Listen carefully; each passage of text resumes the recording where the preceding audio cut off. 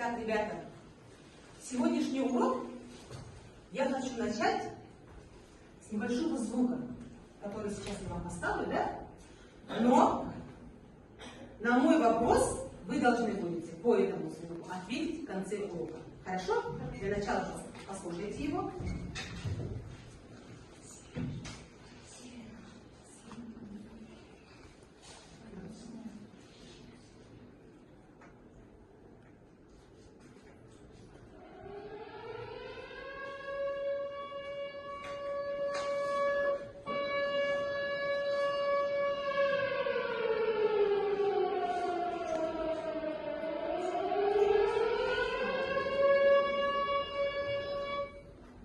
Итак, ребята, какой это звук? Откуда это сирена? Ну, это сирена предупреждение. Предупреждение о какой-то опасности, да, ребята? Ребята, теперь смотрите, вопрос. Как вы думаете, почему именно этот звук я выбрала для начала нашего урока? На чем же я хочу сосредоточить ваше внимание? Но эту отгадку вы мне скажете в конце урока. Ребята, все ознакомились с эпиграфом? Все прочитали? А теперь подскажите мне, пожалуйста, как вы думаете, о чем мы будем сегодня с вами говорить? Какая будет сегодняшняя тема урока? Есть какие-нибудь представления у вас о сегодняшнем уроке? Про солдатов, про войну. Про солдат, про войну. То есть, через этот эпиграф ты поняла, что тема урока сегодняшняя, да? У нас будет о Великой Отечественной войне, да? Посмотрите, ребята, я вам зачту еще раз. Помните, через века, через года, помните. А тех, кто уже не придет, никогда помните.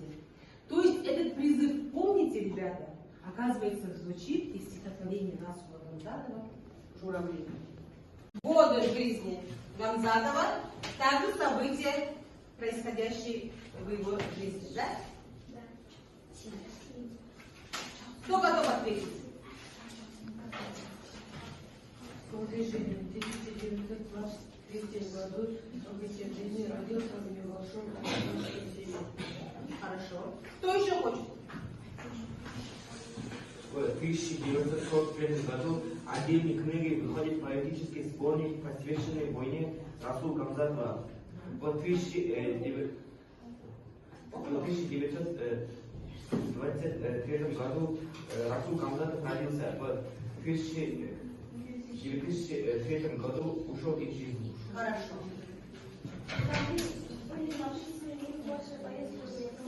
Хорошо, молодцы. Ребята, теперь посмотрите на меня.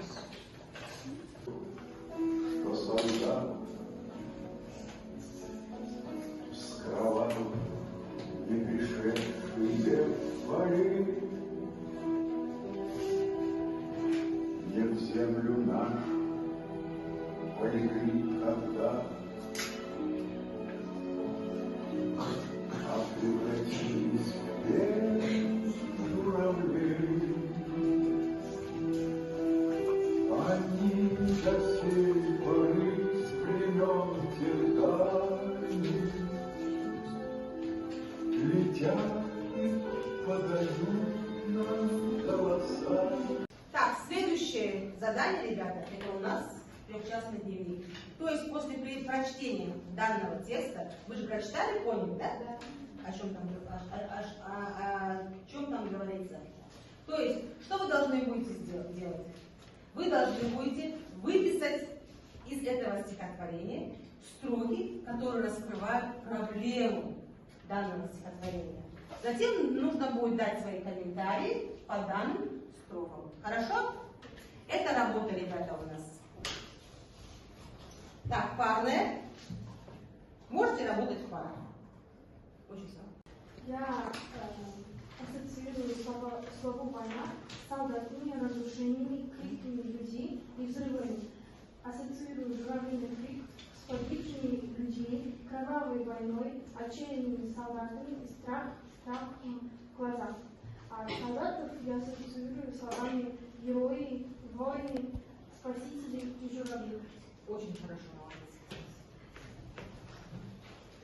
Хорошо, следующий вопрос, ребята. Какие чувства вызывают песни военных лет именно у вас? Кто может ответить? Какие чувства? Грустные чувства и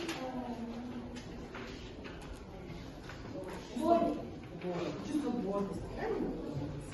Хорошо, ребята. Ребята, как вы думаете, нужны ли песни, стихи, фильмы о Великой Отечественной войне сейчас нам? Я думаю, то, что нужно, потому что, чтобы знать о войне, о том, как воевали люди, чтобы другие об этом узнавали и знали, гордились этим. Хорошо. Мы должны помнить, да, ребята, какой ценой досталась нам эта свобода. То есть это мирное небо над головой. Да? Теперь, ребята, я хочу вернуться к началу урока, то есть к отсрочной отдаче. Итак, как вы думаете, для чего в начале урока я включила вам именно звук сирены? Послались. Да и была там молодой семьи. Почему именно звук сирены я включила? Звук сирены – это предупреждение о войне. И чтобы мы знали, что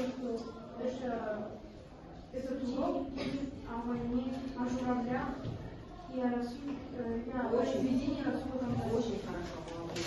То есть, ребята, смотрите, этим самым звуком я хотела вас настроить именно на тему войны. То есть сам звук сирены, что? Это означает о войне.